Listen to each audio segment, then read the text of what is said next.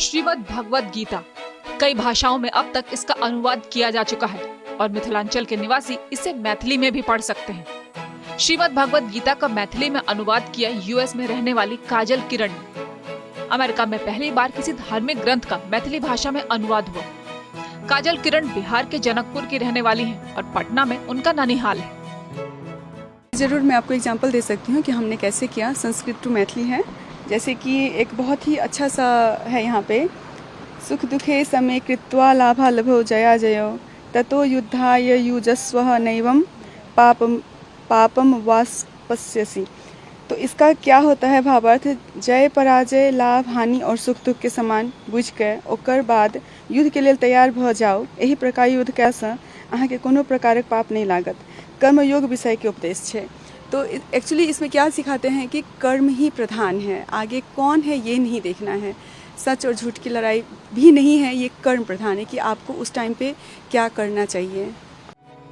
काजल America में अपने पति के साथ मैथिली दिवा के नाम से एक संस्था चलाती हैं। उनका कहना है कि आज वो भले ही अपने क्षेत्र से 7 समुद्र दूर है, फिर भी वो मिथिला की संस्कृति को नहीं भूली है। वो मिथिला की कला, संस्कृति और मैथिली भाषा को अंतर्राष्ट्रीय स्तर पर आगे बढ़ाने में लगी हुई है। संस्कृत से किया है, पहले संस्कृत का जो ओरिजिनल लिखा हुआ है, जो कुछ भी छेड़खानी ना हो, कुछ बदले ना, तो इसलिए संस्कृत टू मैथिली, और बहुत ही सरल लैंग्वेज में है।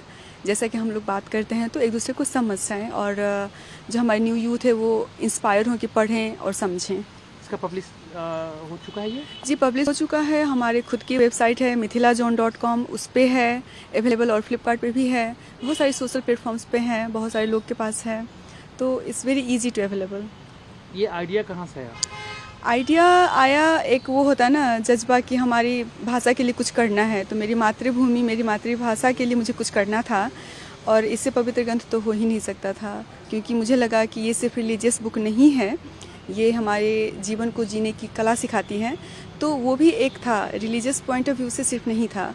तो मुझे इसको जब हमने रिसर्च किया तो 15 दूसरी भाषाएं में ऑलरेडी हैं भागवत गीता, लेकिन मैथिली में नहीं था। तो दिस इज़ ए हिस्टोरिक, सबसे पहली बार मैथिली में ट्रांसलेट किया हुआ ये है। This is the first time. आप रहती कहाँ, क्या और करती क्या? मेरा बैकग्राउंड में प्रोफेशनली मैं IT इंजीनियर हूँ, और मेरी खुद की बिजनेसेस हैं, तो I am a business woman basically. I have a software companies, group of companies, और इन US, branches in India also, in Canada also. तो ग्रुप ऑफ कंपनीज है, सॉफ्टवेयर से रिलेटेड ही हैं, तो बस वही है मेरा बैकग्राउंड। लेकिन I am not author, I won't say कि मैं ऑथर हूँ, लेखिका हूँ। मैंने ट्रांसलेट किया है, तो जो ऑलरेडी स्क्रिप्टेड ऑलरेडी है उसको मैंने मैथिली में अनुवाद किया। तो मेरा कुछ अपना टच इसमें नहीं डाला है, एज इट इज़ मैंने सिर्फ भावार्थ समझाए हैं, लेकिन मैथिली में है।